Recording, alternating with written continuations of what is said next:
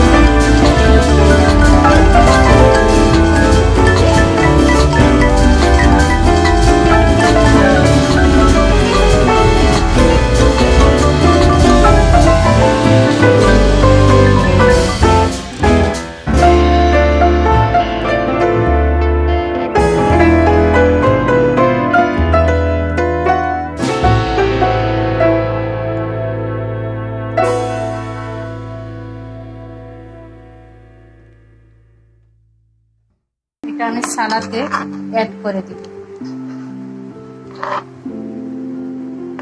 আমি এখন কিছুটা মেয়োনিজ অ্যাড করে দিচ্ছি, সামান্য পরিমাণে মেয়োনিজ অ্যাড করে দিলাম।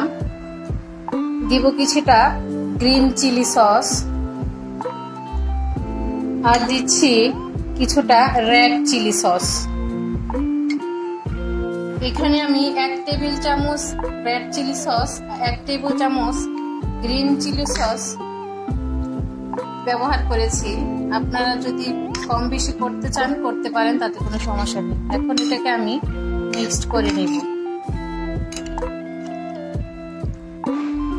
1 চা চামচের মতো আমি চিনি অ্যাড করে দিচ্ছি। সামান্য পরিমাণে লেবুর রস অ্যাড করে দিচ্ছি। এখন এটাকে আমি ভালোভাবে মিক্সড করে নেব। তৈরি হয়ে গেল স্পাইসি সালাদ। সালাদটা আমি সাইডে সরিয়ে রেখে এখন আমি লেবুর শরবত তৈরি করব। প্রথমে আমি লেবু কেটে নিব।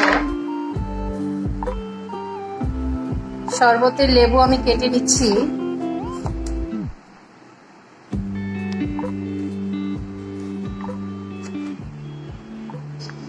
এই পর্যায়ে আমি লেবুর রস অ্যাড করে দিচ্ছি।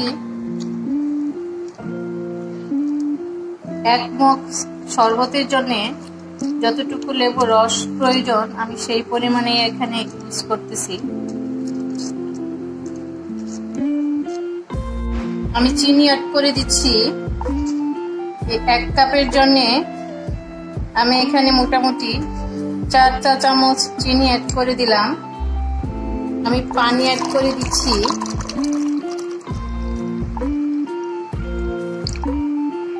অ্যাড করে দিচ্ছি 1 চিমটি বিট লবণ।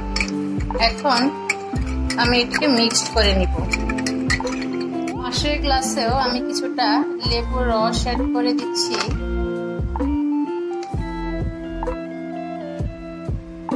কয়েক টুকরো পুদিনা পাতা আমি কেটে এই হামিং দিস্তায় দিয়ে দিচ্ছি।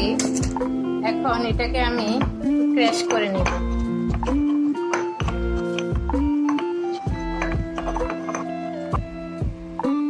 পাতা আমি অ্যাড করে দিচ্ছি, আর এখানে অ্যাড করে দিব কিছুটা ঠান্ডা পানি। অ্যাড করে দিচ্ছি চিনি 2 3, আমি এখানে 4 চা চামচ চিনি অ্যাড করে দিয়েছি, আর দিচ্ছি 1 চিমটি বিট লবণ। এখন এটা আমি ভালোভাবে মিক্সড করে নিব। মিক্সড করে নিয়েছি, আমি এখন কয়েক পিস আইস কিউব অ্যাড করে দিচ্ছি।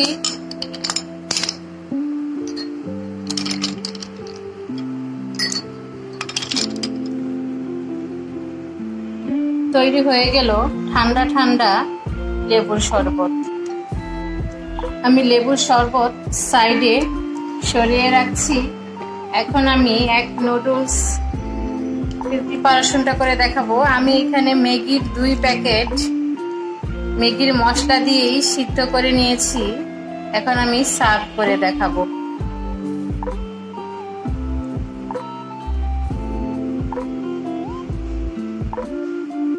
স্পাইসি সালাদ নুডলসের সাথে অ্যাড করে দিচ্ছি।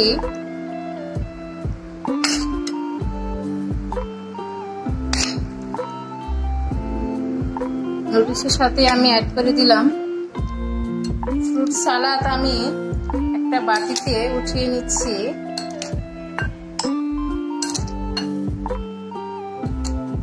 তৈরি হয়ে গেল এক নুডলস, স্পাইসি সালাদ, ফ্রুট সালাদ এবং 2 রকমের লেবুর শরবত। আপনারা ইফতারের সময় খুব চটজলদি, খুব দ্রুত এই আয়োজনটি করে ফেলতে পারবেন। খুবই স্বাস্থ্যসম্মত, আপনাদের ভালো লাগবে। আর আমার আজকের রেসিপিটি যদি আপনাদের ভালো লাগে তাহলে আমাকে অবশ্যই একটা লাইক করবেন, কমেন্ট করবেন। আমার চ্যানেলে যারা আপনারা নতুন, এখন আমাকে সাবস্ক্রাইব করেননি, তারা অবশ্যই সাবস্ক্রাইব করে দিবেন। আবার আরেকটি নতুন রেসিপি নিয়ে আমি খুব দ্রুত ফিরছি ইনশাআল্লাহ। ততক্ষণ পর্যন্ত সবাই ভালো থাকবেন। আসসালামু আলাইকুম।